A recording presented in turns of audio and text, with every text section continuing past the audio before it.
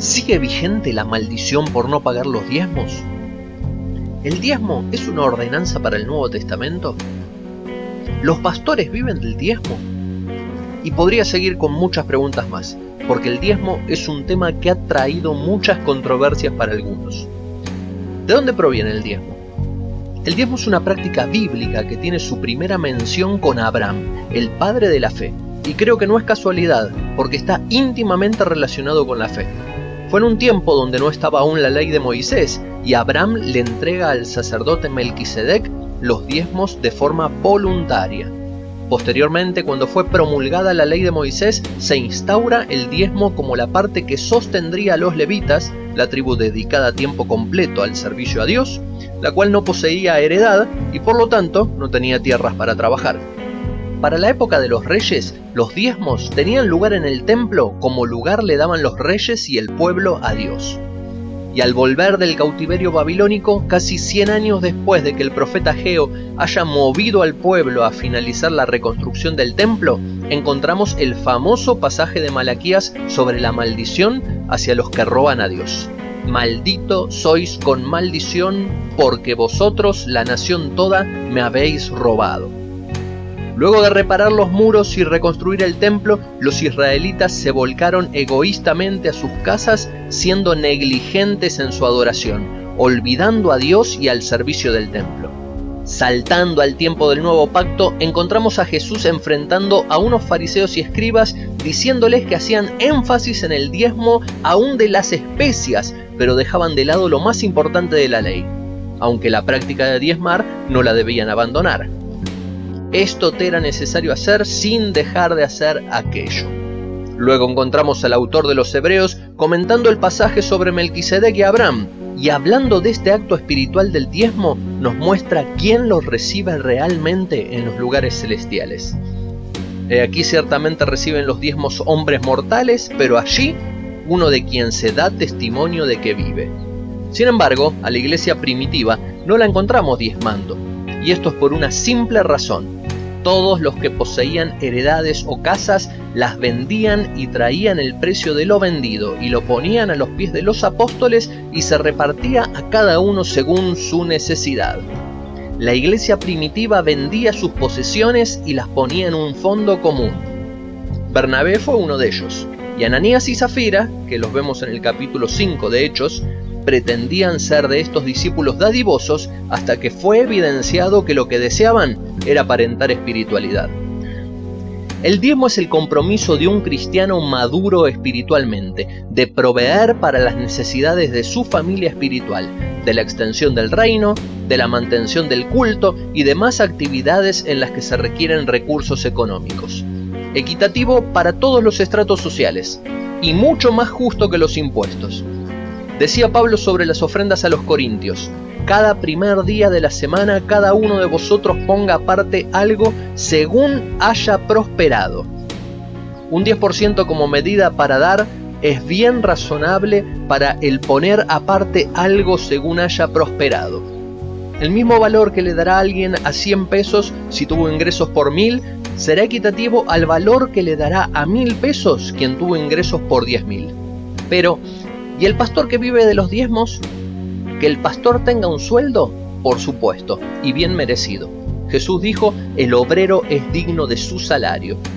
Y Pablo le instruye a Timoteo sobre las iglesias que estaban estableciendo en Asia: los ancianos que gobiernan bien sean tenidos por dignos de doble honor, mayormente los que trabajan en predicar y enseñar. Pues la Escritura dice: no pondrás bozal al buey que trilla, y digno es el obrero de su salario. ¿Y de dónde sale ese salario? De los ingresos de la iglesia local. ¿De dónde más? De diezmos y ofrendas. ¿Pero no debería ser vocación el pastorado? Por supuesto que es vocación. Pero ser maestro también debe ser una vocación, y la familia del maestro con algo se debe alimentar. Y ser médico también debe ser vocación, pero también el médico debe alimentar a su familia. El ministerio cristiano comienza con una vocación, un llamado que va creciendo y demandando cada vez más tiempo y responsabilidades hasta convertirse en un oficio en el sentido de dedicarle todo el tiempo, y o una profesión en caso de capacitarse formalmente para realizar la tarea. Los problemas de quienes ven algo negativo en esto son claramente problemas espirituales. Porque a estas mismas personas no les ofende que un psicólogo cobre 1.000 pesos por una consulta cuando un pastor da consejería gratis, que un conferencista motivacional cobre 500 pesos la entrada a sus conferencias cuando un pastor da dirección a través de la palabra cada domingo sin costo, o un profesor de filosofía cobre un sueldo estatal o privado cuando un pastor maestro enseña en una escuela bíblica gratuitamente, sin mencionar mensajes a toda hora, pedidos de oración por cualquier uña encarnada, emergencias que lo levantan de la cama a cualquier hora de la noche, entre otras cosas. Quien pertenece a un club y paga su cuota y entrada a eventos, entiende que los jugadores, empleados y directivos de la asociación deben tener un sueldo, valorando su tiempo y trabajo. Quien pertenece a una obra social prepaga y paga su cuota fielmente, entiende que médicos, enfermeros, administrativos y demás personal deben tener un sueldo, valorando su trabajo. Quien pertenece a una nación, a una provincia o municipio y paga sus impuestos, entiende que los diferentes participantes del gobierno que administran los recursos públicos deben tener un sueldo, aunque no estemos de acuerdo con el monto que se asignan a algunos ni la cantidad de empleados que contratan. Quien se suma a la Iglesia de Cristo abraza la verdad del Evangelio y pasa a ser parte de la familia de Dios, entiende por sí solo que el salón en el que se reúnen no cayó del cielo, ni su mantenimiento es realizado por ángeles. La electricidad y el gas no están subvencionados. Los folletos y literatura no son donaciones de la imprenta. Y el pastor o equipo pastoral dedicado tiempo completo no viven a ayuno debajo de un puente. Ahora, ¿sigue en pie la maldición de Malaquías 3:9? Rotundamente no. La palabra maldito en hebreo viene de la raíz arar. Aparece 60 veces en el Antiguo Testamento. Aparece por primera vez usada de Dios contra la serpiente y la tierra en Génesis 3:14 y 17. Serás maldita entre todos los animales domésticos y sea maldita la tierra por tu causa.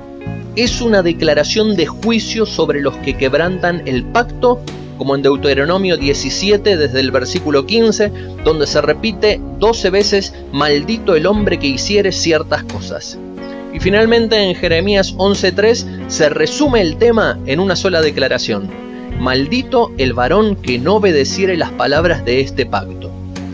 A esto el Nuevo Testamento responde: Cristo nos redimió de la maldición de la ley, hecho por nosotros maldición, porque está escrito: maldito todo el que es colgado en un madero.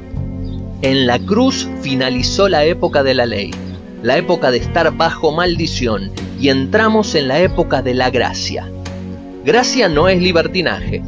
Gracia es tiempo para ponerse a cuentas con Dios, tiempo para crecer, tiempo para santificarse, tiempo para llegar a ser lo que Dios espera de nosotros mientras ya disfrutamos de la justicia imputada sobre nosotros. Justicia que recibimos no porque fuésemos perfectos, sino por creer en quien fue perfecto por nosotros.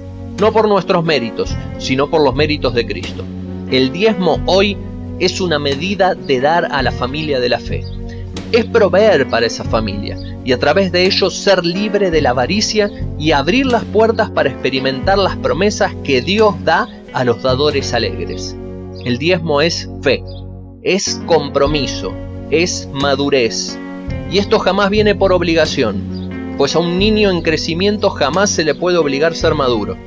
La promesa del Mesías era que no quebraría la caña cascada ni apagaría el pábilo que humeare. Cristo no vino a apagar a alguien con una pequeña brasa. Vino a avivar esa brasa para que sea un gran fuego.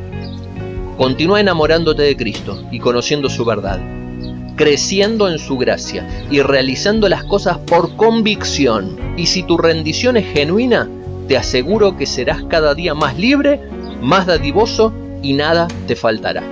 Mi nombre es Juan Pablo Rivadavia. Si te fue de bendición este video, no olvides darle un like, suscribirte y compartirlo con otros que necesiten este mensaje. Dios te bendiga.